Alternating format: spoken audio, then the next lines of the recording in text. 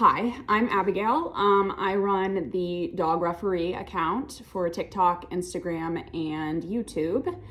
And I've never done something like this before, but I'm gonna give it a shot. So I wanted to come on here and debunk some doggy daycare myths. These are some frequent questions and assumptions that I get in comments, and these are my experiences with these questions and comments, at least. I know that if you work at a dog daycare, it's definitely different from my experience. They all vary very much. That leads to the first one, which is that all dog daycares are the same, and that would be false. A bunch of dog daycares vary. I think it really speaks a lot about a daycare, about their rules and how they handle situations. And not all daycares handle situations the same way. Bless you. I know my daycare has been a pretty good daycare in terms of safety and training for the employees. We know how to handle situations when they arise because that's a very unpredictable situation. At any point, dogs can scuffle. From the slightest things, you need to know their behaviors and what ticks them off and what they do, why they do the things that they do. That in itself provides a lot of variety to daycares, but it's also how these daycares handle those situations. And I think in a lot of cases, not all daycares are safe for your dog. And I would encourage you, if you want to A, work at a dog daycare, or B, drop your dog off at daycare, to really look into researching this daycare before you take a dog or before you work there, because not all daycares are the same. I think I've been bit 4 times, but I've also worked there for 4 years, and I would say that 3 of those instances were my fault. So it wasn't anything to do with the daycare or the dogs. It was me being stupid. Another one I hear a lot is that it's easy to work at a dog daycare. That would be false, in my opinion. Now, if you stack it up against another 9 to 5, like, I don't know, oil working or something, hell yeah, it's easy compared to that. But it's not like you just spend the whole day petting dogs. You clean up after them. You have a really strong stomach because you clean up after them. You do not know what comes out of dogs. Oh my God, the things I have seen. You clean up after them. You memorize their behaviors so that you can prevent any bad situations. We have dogs that can't be with other specific dogs because they hold grudges. And if they see each other, they will fight immediately. So memorization is a huge part of that, and understanding the dogs and forming a bond with each dog. And we have hundreds of clients, so that's memorizing hundreds of dogs and their behaviors. We supervise them the whole time that we're in there. So it's a full room, and you have to really keep an eye on all the dogs. You have to know their body language. And of course, the dogs that we have in daycare are temperament tested before they're even put in daycare. So that already minimalizes the chance. What are you doing? that minimalizes the chance of anything happening that's going to be bad, but there's always going to be some instances where dogs just don't vibe with each other. And so in those situations, you have to know how to react. And I think scuffles are something that aren't talked about a lot at daycares. They can be very stressful, dangerous situations if not handled correctly. And I think that would be a major part of what makes a daycare not easy to work at. By all means, if you want to work at a dog daycare, go for it, sis. I love it so much. Like, would not trade it for the world. I used to work at, I'm not gonna say, but I used to work in customer service, and God bless anyone who works in customer service, because I could never do that again. I'm getting sick just thinking about it. Oh my God. Oh, some of the behaviors real quick that I wanted to highlight that we have to memorize. We have CAD dogs, which means crate at door. These are dogs that react whenever a dog comes in the room or leaves the room. They can start scuffles. If that happens, they can bite at ankles, which starts a scuffle. So those are dogs that we have to memorize, that we have to crate them whenever a dog's coming in or out of the rooms. We have crazy mounting dogs, which is the most common. And luckily dogs don't usually react poorly to the mounting, but if they're not used to it or if it's a bit too aggressive, then that can start scuffles as well. So knowing which dogs are mounting and which dogs are mounting targets is something that we have to memorize. We have dogs that eat. So that's another thing that we memorize, but it's not like it starts scuffles, it's just disgusting. So that's something. It can be dangerous.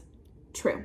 Again, I think it's a lot to do with which daycare you work at or which daycare you drop your dog off at, and how strict their rules are and how well their employees are trained. And I'd say my daycare, not to brag, but does a really good job in terms of keeping danger to a minimum.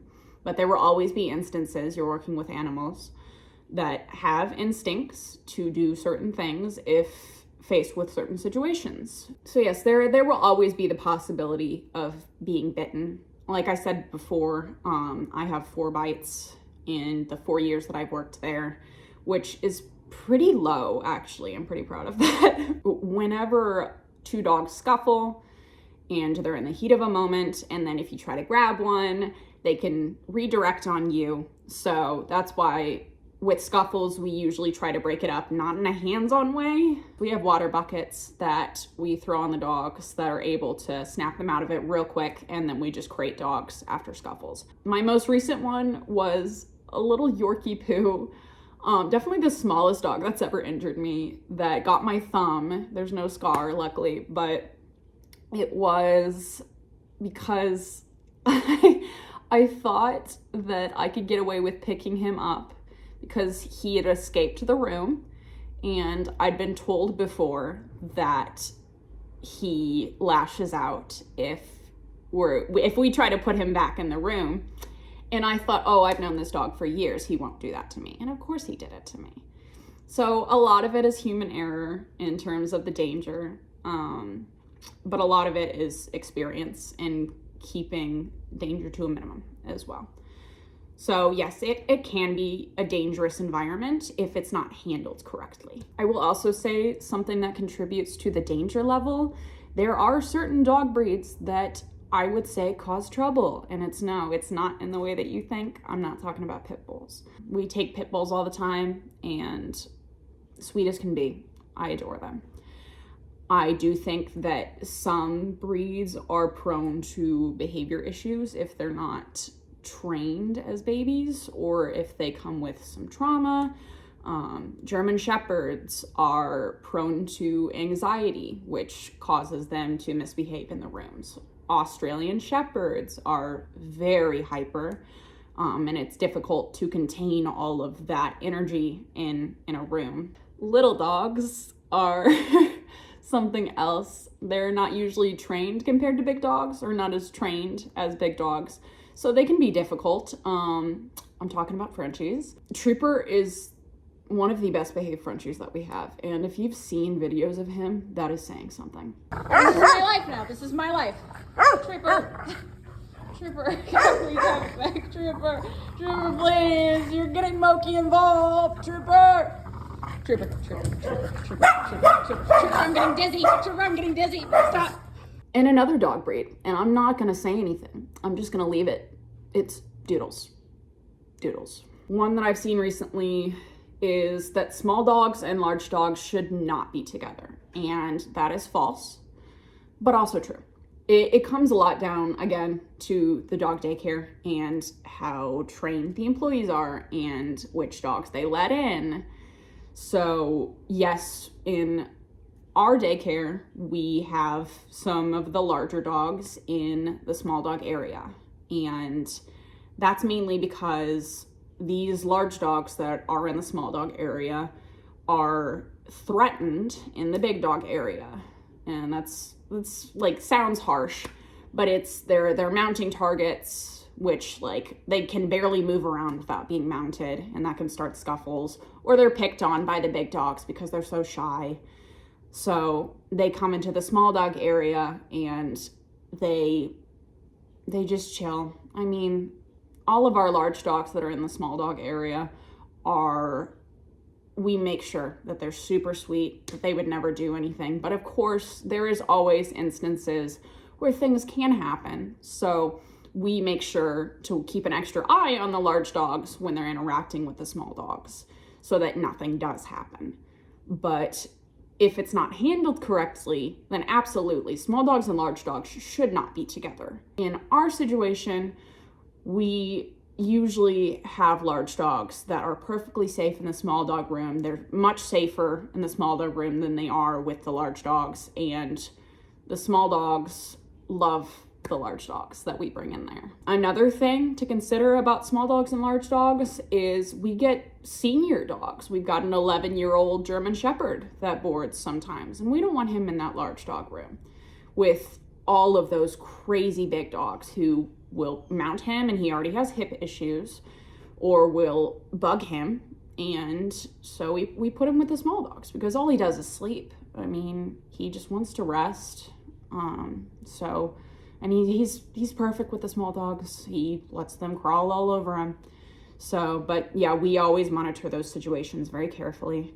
And I think that is a large part of whether dog daycares should or should not mix large dogs and small dogs. It is definitely a safety issue if it's not handled correctly.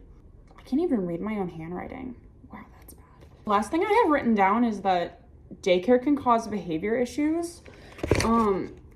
False, but also true. I would say it depends on the dog. I mean, we've had some dogs that have walked out of daycare and they're angels. I mean, they learned socialization from dog daycare. So, and that's a major part of raising a dog, is socializing them well. And dog daycare is great about that. But we do have some dogs that sometimes pick up not great habits from dog daycare. I will say my dog picked up the habit of eating. So, and peeing in crates, but that's more like he's a toxic masculinity energy. I do think that daycare is mostly beneficial if it's run correctly, but there can always be like situations where a dog will pick up one or two unsavory behaviors from seeing other dogs doing those things. The most common things are eating and mounting. So, but it's not like they're picking up like to be aggressive. Wow, I actually got through that. I will say I have tried filming this 10 times. I just can't talk to a camera. That's why I'm always behind the camera. And I'll probably stay behind the camera because the dogs are way more interesting. But yeah, I might try to do more videos like this at some point. I mean, it's very informative. I don't know if that's what you guys want, but these are just some questions that I've gotten at times, and I can't reply to every comment, so I just wanted to hit the basics, you know. So yeah, if you managed to last through that whole spiel, thanks for listening, and I will see you guys around. Bye. Pepper, do you want to say bye? Okay. That's fine.